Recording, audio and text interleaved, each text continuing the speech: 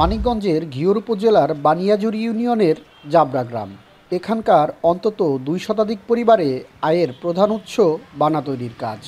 বানা হচ্ছে বাঁশ দিয়ে তৈরি এক ধরনের বাঁধ। খালবিল ও ঘের পুকুরের মাছ সংরক্ষণে এই বাঁধ ব্যবহার হয়।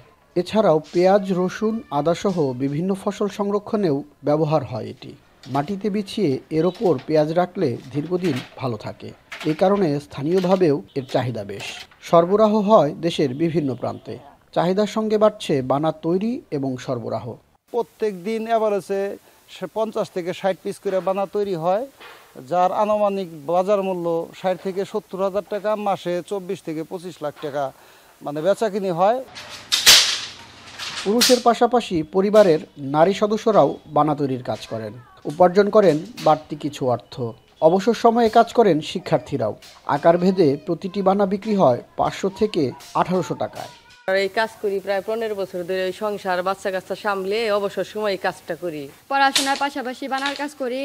প্রত্যেক দিন 150 টাকার মতন কাজ করি। বাঁশগুলো আনার পরে আমার সাইজ মতন আমি কেটে বানা তৈরি করি। 5 প্রকারের বানা তৈরি করি, 2 হাত থেকে 6 হাত পর্যন্ত, এবং এই 5 প্রকারের দামই বিভিন্ন। 150 পিস বানা নিলাম আজকে, তাতে আমার 2,10,000 টাকার মতো বিল আসছে। এখানকার বানাটা খুব একটু ভালো লাগে।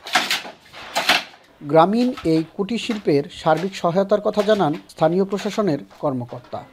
এই কাজের সাথে জড়িত যে ধরনের ফ্যামিলি রয়েছে বা যে লোকজনগুলো রয়েছে, তাদের বিভিন্ন ধরনের উন্নয়নের জন্য এবং তাদের সরকারি বিভিন্ন সুযোগ সুবিধা যাতে তারা পেতে পারে, সেজন্য উপজেলা প্রশাসন নিরলসভাবে কাজ করে যাচ্ছে।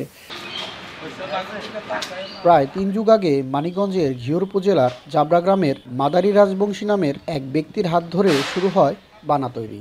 বর্তমানে গ্রামটির 2 শতাধিক পরিবার প্রতিদিন নানা আকারের 50 থেকে 60 পিস বাঁশের বানা তৈরি করেন। বানা তৈরি ও বিক্রিকে কেন্দ্র করে প্রতি মাসে এই গ্রামে লেনদেন হয় প্রায় 25 লাখ টাকার। আসাদ জামান, এখন, মানিকগঞ্জ।